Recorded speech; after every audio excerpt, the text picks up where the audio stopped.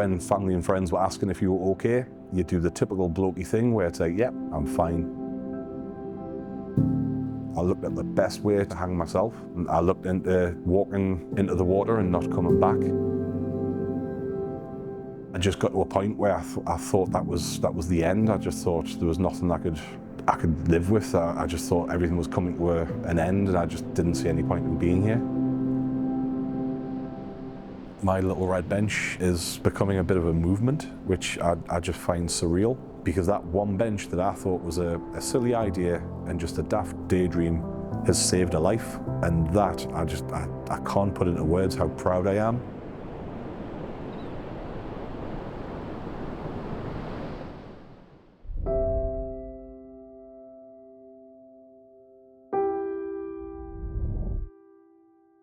I tried to take my life in what most people would say is a happy place. It was a bandstand on the West Park in South Shields, which meant something to me. It was a personal place. It's somewhere where I used to go quite a lot. I bought a big 2-litre bottle of extra strong vodka. I got several boxes of painkillers, your paracetamols and anything else I could get my hands on. And I took the sharpest kitchen knife I could find. And I basically went down one night, sat in the bandstand, downed the whole bottle of vodka, popped all the pills, ran out, went to a shop, managed to buy more, popped all of them as well. And the next thing I remember, I basically awoke in the hospital room to find that I'd had my stomach pumped and my wrist stitched. Looking back on it now, and I'm glad I failed. I'm glad that it didn't work, but at the time I just felt like another failure. Even my family and friends didn't quite understand what I was going through. They didn't get the pain I felt. To them, I was being daft, I was being stupid. For someone who has a big support, a network of family, friends, I should really be able to open up to a lot of people, but I found I couldn't at the time. I felt like I was a disappointment. I was letting them down, even though I know if I rang any of my friends, any of my family, they'd be there in a heartbeat. But for me to actually open up to them and tell them I was struggling just felt like utter failure. But it's one of those things where, unfortunately, your brain doesn't function right. It tells you to do the unimaginable, and that's to end your life. And that's what I tried to do. Thankfully, it failed. It didn't work. And luckily, I'm still here years later.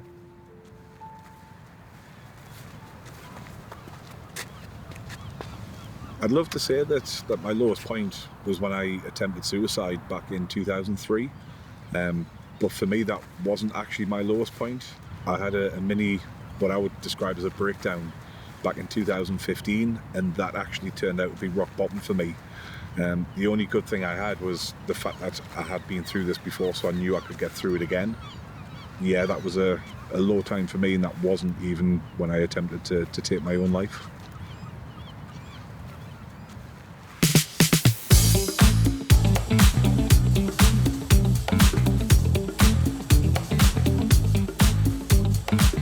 What you find is when you speak to people who don't really know me, they just think I'm this happy-go-lucky guy. I'm always full of beans and, you know, the nicest guy you'll ever meet, dead friendly, dead happy. And really, that's not me. With my work, people assume I'm the life and soul of the party. I'm the person who hosts pub quizzes, so I'm always laughing, I'm always joking, I'm carrying on. When I'm doing fight shows, again, I'm in the middle of a ring with hundreds or thousands of people around you, and you're trying to get them pumped. You want them to have a good time.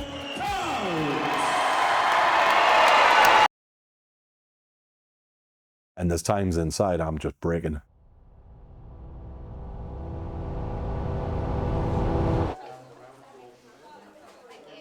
It's quite scary putting myself in the spotlight the way I am, but if it's helping others, then I don't mind doing it, because I don't want somebody hitting rock bottom feeling like they've got nowhere to go.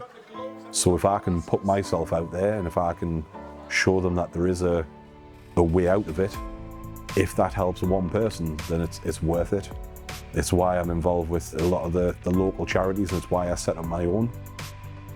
To go from helping other people with their charities to setting up the Red Bench project has just been a massive, massive leap for me. But it's something I feel that I need to do because it helps them, but it also helps me. It gives me something to focus on and get up for every day.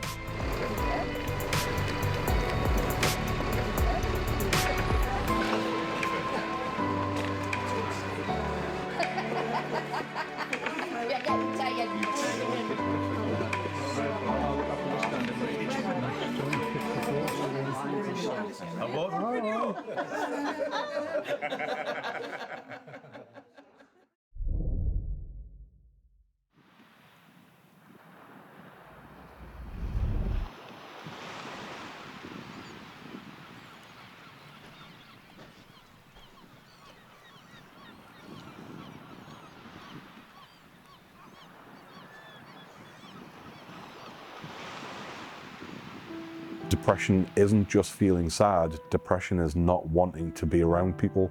It's not wanting to be in public places. It's feeling anxious. It's not wanting to eat, or it's wanting to eat too much. It's wanting to stuff your face full of chocolate.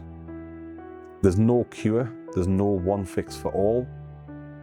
A lot of people can actually just get on without the struggles of depression, but for some of us, unfortunately, it's an ongoing battle, and it's one of those where I think ever since I was a kid, I've had my issues. Don't really think it's something where it's just a case of, well, I've had a bad week or I've had a bad month, and that starts your depression. I think people are sort of pretty much born with it. And I think some people deal with it great, some people don't. Unfortunately, I'm one of those who suffers.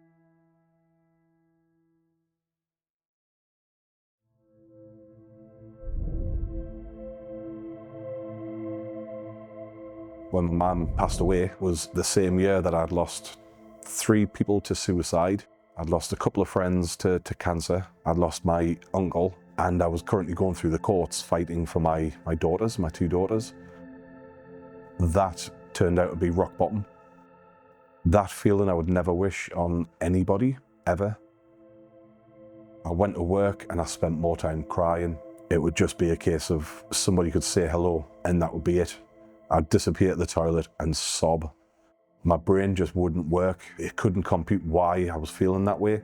I knew then and there that I had to do something, because if I didn't, I wouldn't be here. And that's somewhere I'd already been previously, and I didn't want to go back that place. I went to the doctor, and basically all I was told is, well, he can give us medication.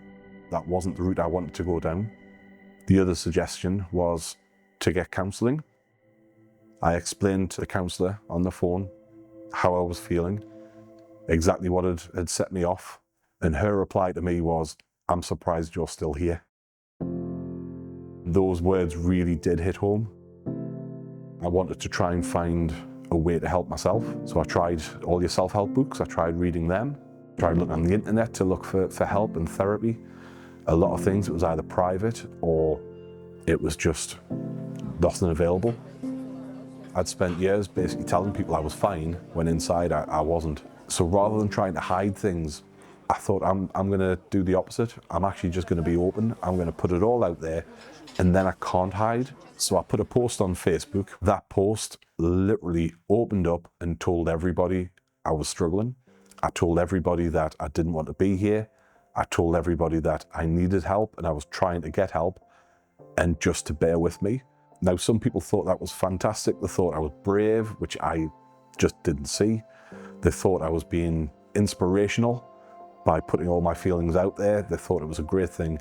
I also then had other people who thought it was the worst thing you should have done, because you've just put it on the internet for everybody to see, and then you've got no way to hide. That was the point. I didn't want to hide. I put this blog out there, I opened it up, everything, and to be fair, it was the best thing I've ever done. It was in the open, everybody could see how much I was struggling. That was the start of my journey of trying to better myself, to try and get out there. I've had several messages from people who have found strength in what I've done, and they've then followed their path and they've got help. I've always been very much about helping others. I do a lot of fundraising, I do a lot of work for charities and things, and this was just another avenue of helping people. Life is hard enough without having to struggle through it, and if we can help each other, then great. My troubles I've turned upside down, and I've turned a negative into a positive. From that, I've then shown other people that there is a way out there, there is light at the end of the tunnel.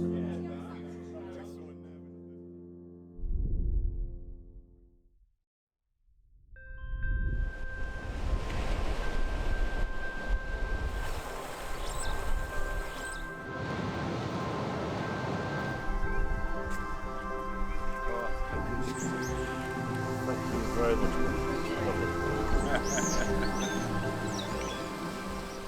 A friend of mine, a guy called Mick Beattie, was going through a tough time. He had illness as well as mobility issues and mental health issues. And what we'd often do is we'd go down to the seafront and we'd just have little walks, get a coffee, and we'd just talk. Mick was a big help. We had lots of conversations, which was quite refreshing because I did start to open up to people.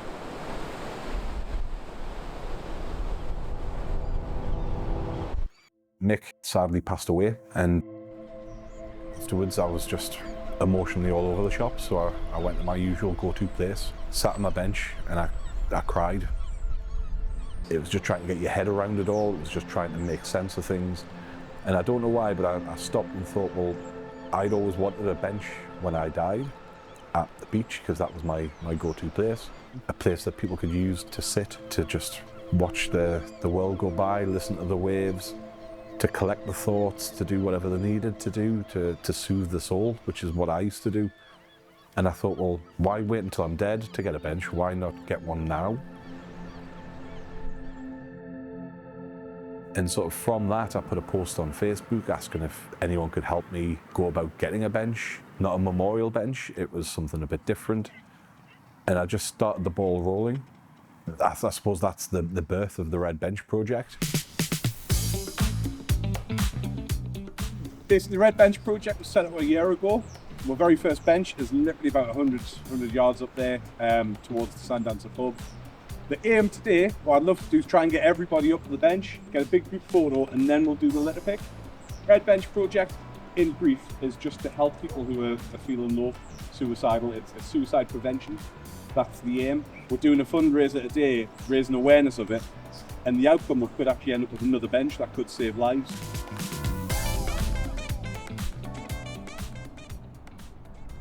I got told originally the bench didn't go with the aesthetics of the beach, which I understand because it's a beautiful coastline, but you have to draw attention to mental health. That's the whole point. So I didn't understand why we couldn't have a red bench. It just made no sense to me.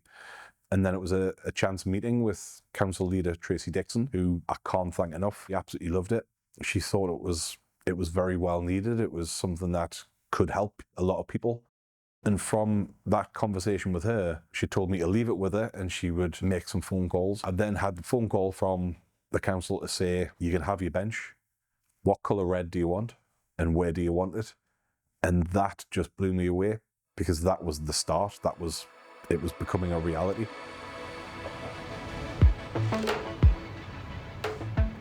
When we actually got the bench in, we really hammered home the fact we wanted people to talk to each other. We wanted to change people's perception of talking to strangers. In the year that we had the original bench installed, the amount of stories, the amount of people who have come to me saying that they've had people come over and ask if they're okay, or they've went over and checked and things like that, has just been mind-blowing. I received an email from somebody who I won't name. They sat on the bench and they were actually contemplating ending things, and somebody went and checked on them and explained what the Red Bench was about, and that was enough for that person to realise that he wasn't alone. He then looked into the Red Bench, he went on the Facebook page, he had a look at it, and it sort of changed his mindset. He realised that here's somebody who's set up a charity who's been in my position, and now look at what he's doing. He actually took the time to email and explain that he was me several years ago, sitting on the bench, but because somebody took the time to check on him, it stopped him from doing what he was going to do. I'm sick of hearing the news and hearing all the statistics of how many people we've lost to suicide, especially in the Northeast. All these statistics mean nothing to me, because to me, one life lost is one life too many. And the fact that that bench has saved one life that I know of is worth all of the hard work. It's worth all of the stress. It's worth everything I've put into it, the blood, the sweat, the tears, the lot. because that one bench that I thought was a silly idea and just a daft daydream has saved a life. And that, I can't put into words how proud I am of that fact.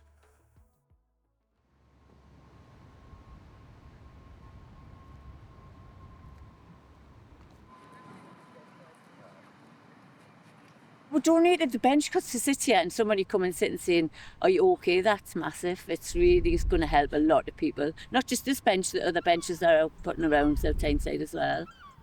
The Customs House is an amazing meeting point. It's an amazing place to be. You're not going to pass here as well, so you know you're not going to be alone.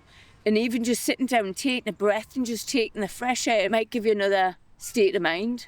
And you don't know as well what's being done when you're not even here. That people are sitting down talking and making new friends, new connections, new everything, because the one bench has made a hell of a difference to somebody's life. And my stepdad used to come down here all the time, and I just thought, what a fantastic place to have something so special. That means a lot. I just think it's amazing. See, I come from nowhere. Wait a minute. God, that came from nowhere. Right. Yeah, all right. Right. Yeah, so I've got a guy he's from there.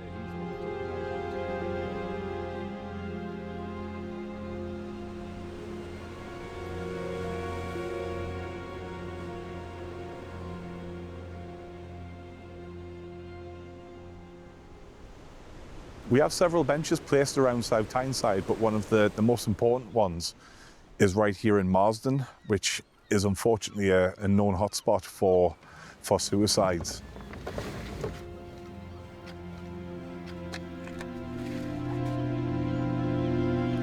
The day it was meant to be installed, somebody actually took their life that day, and that breaks my heart. I just wish it had been in sooner because it might have helped that one person. Where the bench is, there are already 6 memorials. There's flowers in 6 different spots in front of the bench. If that doesn't tell you how much it's needed in South Tyneside or around the UK, nothing will.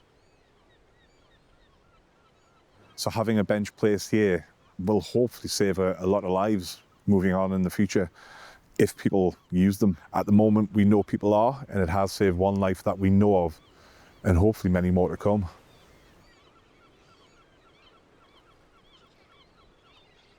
We also have a bench at Thurston Outdoor Education Centre run by South Tyneside Council. That bench means a lot to me as well personally, because that's somewhere I love. I spent so many years there as a kid, and that bench has sort of opened up the Red Bench project even more.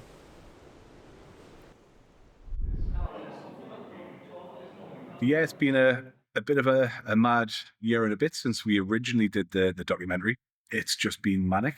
We are now in the schools, which is good. Marsden Primary School. We've got a couple of schools looking to get on board and start doing stuff with the mini Red Bench project. We've got the football team we're actually sponsoring. We're not just based in South Tyneside, which is where we started. We now have benches in North Tyneside. We are spreading around the UK. We've had interest from other countries, which is fantastic.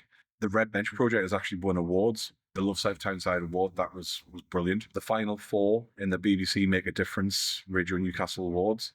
And then the big one was the Pride of Britain awards. Again, just to be included in the final 4 of that blows my mind, because I'm just a guy with a bench. On top of that, I was invited down to the King's Garden Party up in Holyrood. All the thousands of fantastic charities and people there, we got picked out of the crowd and then got to talk to Princess Anne and tell her about the stuff that we do. And all this has all come about because of the Red Bench project. And for me, it's just me trying to help others, but it's actually helping me. But the biggest thing for me isn't the location of the benches or how many we have. It's how many people are still here because of them. I know of at least 10 people who are still here because of the benches. And by the time people watch this documentary, it could be double, it could be triple. And that's all we're trying to do, just make it easier for those who are struggling. And that's down to the people who are supporting the Red Bench. A massive thank you to everyone that does contribute in any way, shape or form. whether it's financial, shares, or anything. You guys are helping and you're saving lives. And like I say, there's 10 people still here because of that.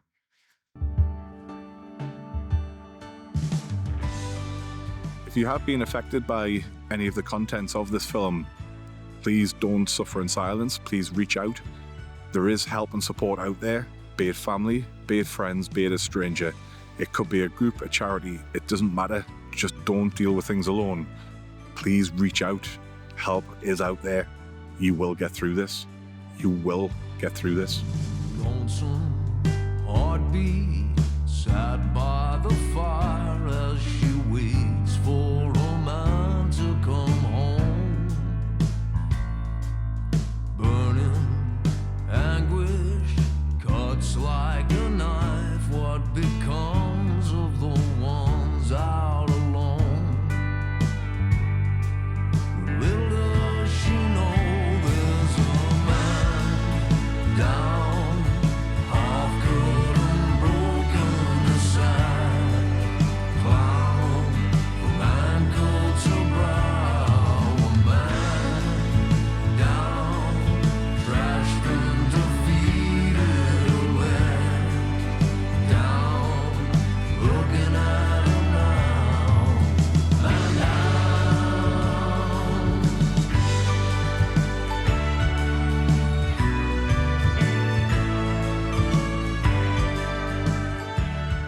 So we have a lot of benches around South Tyneside now, and then typically the big noisy air. Discover the beauty within. Don't deal with things alone. There is help out there. Yeah, he might soon come down. To get mine to compete. What is happening here? I'm lost out at sea. There's a man. I actually had my lowest point would have been in 2013, 15. No coming round. Just Reach out, get help. There is help and support out there. Be it family, be it friends, be it